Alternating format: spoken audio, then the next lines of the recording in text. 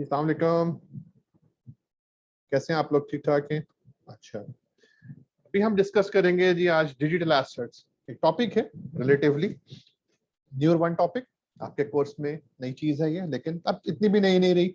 जैसा कि आप लोगों को मालूम है कि पिछले कुछ अरसे से जब से पेंडेमिक आया हुआ है, कोरोना वायरस, सबसे ऑल ओवर द ग्लोब काम करने का ढंग अंदाज सब कुछ चेंज हो चुका हुआ है। तो उसकी वजह से कुछ चीजें काफी चेंज हो गई हैं। उन्हीं में से एक नया एसेट हमारे सामने आया है, डिजिटल एसेट। बहुत यूज बढ़ा है इसका और ऑल ओवर द वर्ल्ड इसका यूज बहुत ज्यादा बढ़ा है, तो डेफिनेटली हमारी अकाउंटिंग पे भी इसका फर्क पड़ा है। सबसे पहले आइए जरा डिस्कस करते हैं ब्रीफली कि यार डिजिटल एसेट्स हैं क्या। देखो, मैं तुम्हें इस तरह से समझाता हूँ कि डिजिटल एसेट्स जो है आपके पास, वो कोई भी ऐसी फाइल है जिसको तुम क्रिएट कर रहे हो इलेक्ट्रॉनिकली। किसी भी फाइल को इलेक्ट्रॉनिकली क्रिएट कर रहे हो और स्टोर कर रहे हो। कहाँ पे? डिजिटल स्टोरेज कर रहे हो, अपनी ड्राइव पे, अपने कंप्यूटर सिस्टम पे, कहीं पे भी तुम उसको सब स्टोर कर रहे हो। इस तरह मैं तुम लोगों को भी लेक्चर दे रहा हूँ, मैं इसको स्टोर कर रहा हूँ, तो ये मेरे लिए क्या है? डिजिटल एसेट्स है। बहुत सारी एग्जांपल है, लाइक डिजाइन फाइल्स। तुम कोई डिजाइन बनाते हो किसी चीज का, उसकी फाइल बनाते हो, उसको स्टोर कर लेते हो, वो तुम्हारे लिए क्या है? Digital assets.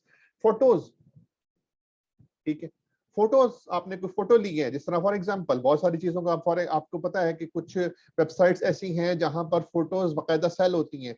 अच्छा, उसमें ये भी होता है कि आपके पास कोई अच्छी सी फोटो है, आप उस वेबसाइट पे जाके लगाएं और वहां पे आप लोगों को ऑफर करें कि आप आए और इस फोटो को आप खरीदें, प्रोवाइडेड कि वो फोटो कोई भी किसी भी किस्म के कॉपीराइट्स के ताल्लुक ना रखती हो। अब इसीलिए वहां पे कहा जाता है कि आप जेन्युइन फोटोज जो हैं वो अपनी वहां पे आप अपलोड करें।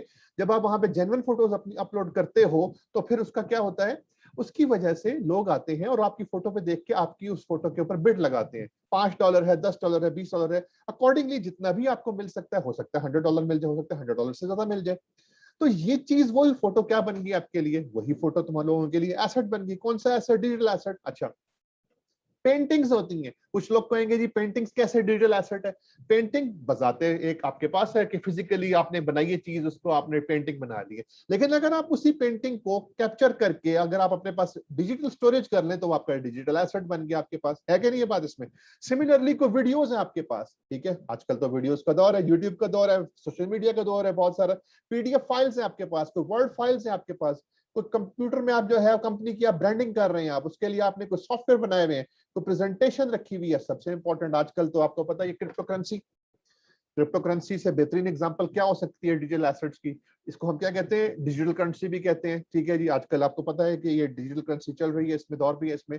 अब आपने किसी ने इसमें डिजिटल करेंसी में कोई एसेट लिया हुआ है तो वो डिजिटल एसेट है उसके लिए। अच्छा, कोई यूजर डाटा है आपके पास, कोई यूजर्स अकाउंट्स है आपके पास, हाई वैल्यू डिजिटल फाइल्स है आपके पास, ये तमाम की तमाम एग्जांपल्स हैं किसकी? डिजिटल एसेट की। तो सबसे पहले आपको मालूम होना चाहिए कि डिजिटल एसेट्स है क्या, इसकी एग्जांपल्स क्या है। अच्छा, अब सवाल उठता ये है कि यार डिस्कशन करनी क्या है? हम तो पढ़ रहे हैं रिपोर्टिंग, हमारा काम क्या है डिजिटल एसेट से? भाई है काम, आपका काम क्या है? डिस्कशन करना है कि यार इसकी ट्रीटमेंट क्या करनी है अकाउंटिंग। तो भाई सिंपल सी डिस्कशन है, वही बात जो हम लोग डिजिटल करेंसी में भी करते हैं, क्रिप्टो करेंसी की उसमें डिस्कशन में भी करते हैं कि यार आया ये मॉनेटरी एसेट है या नॉन मॉनेटरी एसेट है, इसको हम डिसाइड कर लेते हैं। सबसे पहले मैं आपको ये बता दूं कि मॉनेटरी एसेट्स अगर जो भी होंगे वो जाएंगे फाइनेंशियल इंस्ट्रूमेंट्स में, IFRS 9 के अंदर, IAS 32 के अंदर, ठीक है। लेकिन जो होंगे नॉन मॉनेटरी एसेट्स वो जाएंगे IAS 38 में। इसका मतलब ये हुआ कि नॉन मॉनेटरी एसेट्स के लिए कौन सा स्टैंडर्ड लगता है? उसके लिए चाहिए हमारे पास IAS 38, क्योंकि मॉनेटरी एसेट्स के लिए हम लोगों के पास क्या है? हम लोगों के लिए उसके पास है आपके पास IFRS 9 फाइनेंशियल इंस्ट्रूमेंट्स के जो जो अकाउंटिंग स्टैंडर्ड्स है वो। लेकिन आगे चलने से पहले मैं यहाँ पे थोड़ी सी चीज आप लोगों को क्लियर जरूर करना चाहूंगा कि थोड़ा सा हम डिफरेंस क्लियर कर लें कि यार नॉन मॉनेटरी और मॉनेटरी एसेट्स में फर्क क्या है, ठीक है ना, इसमें डिफरेंस क्या है? भाई देखो, साफ सी बात है, नॉन मॉनेटरी एसेट्स, जिन एसेट्स की वैल्यू फ्रीक्वेंटली चेंज होती है, फ्लक्चुएट होती है, नंबर वन। नंबर टू, जिनके जो हम डॉलर वैल्यू ऑफ बेनिफिट्स हैं, यानी कि वो एसेट्स जो बेनिफिट देंगे उनकी जो डॉलर वैल्यू है किसकी? बेनिफिट्स की, उसको हम प्रिसाइजली डिटरमिन नहीं कर सकते। नंबर थ्री, जो कि not readily convertible into cash, they are not readily convertible into cash. For example, मैं अगर आपसे बात करूं, बिल्डिंग है, क्या बिल्डिंग की वैल्यू फ्रीक्वेंटली चेंज होती है या कांस्टेंट रहती है? आप कहोगे चेंज होती है, नंबर वन। नंबर टू, अच्छा, बिल्डिंग के जो बेनिफिट्स हैं क्या वो कांस्टेंट रहते हैं या फिर आप उसको डिटरमिन कर सकते हो प्रिसाइजली? नहीं कर सकते, वो तो फ्लक्चुएट करते हैं। नंबर थ्री, क्या डायरेक्टली कन्वर्टेबल कैश है? नहीं भाई, एसेट्स कौन से कन्वर्टेबल टू कैश है। आप सेल करोगे, टाइम मिलेगा, उसके बाद पेमेंट मिलेगी आपको। इसका मतलब है बिल्डिंग हो गया, इन्वेंट्री हो गया, जितने भी आपके फिजिकल एसेट्स हैं, जितने भी आपके पास IAS 38 के इंटेंजिबल एसेट्स हैं, वो सबके सब नॉन मॉनेटरी एसेट्स हैं। एक और एग्जांपल लो, IAS 38 की एग्जांपल लो। ब्रांड है, क्या ब्रांड की वैल्यू चेंज नहीं होती? बिल्कुल चेंज होती है। तो क्या आप जो है उसकी जो ब्रांड की वैल्यू उसको आप प्रिसाइजली डिटरमिन कर सकते हो? नहीं कर सकते हो। इसी तरह आपके पास कोई टेक्नोलॉजी है, क्या उसकी वैल्यू चेंज होती है? नहीं, उसकी वैल्यू साथ साथ चेंज होती रहती है उसके बेनिफिट्स की। तो IAS 38 में जितने भी इंटेंजिबल्स आते हैं वो सब नॉन मॉनेटरी हैं, ठीक है। मॉनेटरी एसेट्स कौन से हैं जिनको हमने फाइनेंशियल इंस्ट्रूमेंट्स के अंडर रखना है? यार देखो, मॉनेटरी एसेट्स जो आपके पास हैं वो आपके पास वो तमाम एसेट्स हैं जिनकी वैल्यू फ्लक्चुएट नहीं करती फ्रीक्वेंटली, नंबर 1। नंबर 2, जिनकी डॉलर वैल्यू डिटरमिनेबल है। नंबर 3, जो रेडिली कन्वर्टेबल इनटू कैश है। यार तुम्हारी जेब में 100 रुपए है, इससे बड़ी एग्जांपल मॉनेटरी एसेट की हो सकती है? क्या उस 100 रुपए की वैल्यू चेंज होगी? बेशक वो 100 रुपया 10 साल पुराना है, 20 साल पुराना है, इजंट मैटर, कोई फर्क नहीं पड़ेगा। नंबर 2, क्या उसकी डॉलर वैल्यू डिटरमिन कर सकते हो? बिल्कुल। आप कहोगे यार 100 रुपए इसकी वैल्यू है, आप ये तो नहीं कहोगे ना यार मेरे पास आज से 20 साल पुराना 100 रुपया है। नहीं भाई, 100 रुपया 100 रुपया। फिर इससे बेहतरीन रेडिली कन्वर्टेबल टू कैश क्या है? रिसीवेबल्स हो गए, इन्वेस्टमेंट्स हो गई, या सबके सब आपके पास क्या मॉनेटरी एसेट्स आ जाते हैं।